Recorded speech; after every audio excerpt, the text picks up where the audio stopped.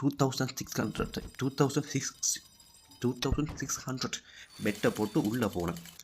உள்ளே போக என்னையை ஸ்டார்ட் பண்ண சொல்லி கருப்பு எங்கேயாவது வந்து விட்டாங்க. அதுக்கப்புறம் அப்படி இப்படி இப்படி அப்படி தட்டு மாறி ஒரு கருப்பை லீட்டில் வச்சு 5க்கு 4 கொண்டு வந்தாச்சு.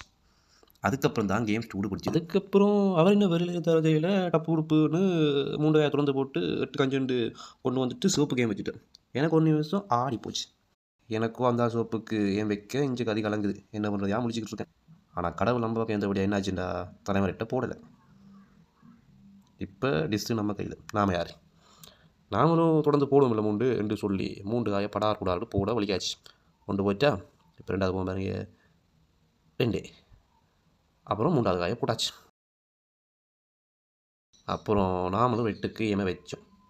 வச்சு மிஸ்ஸை செட் பண்ணி இழுத்து அடித்தா மிஸ் ஆயிடுச்சு.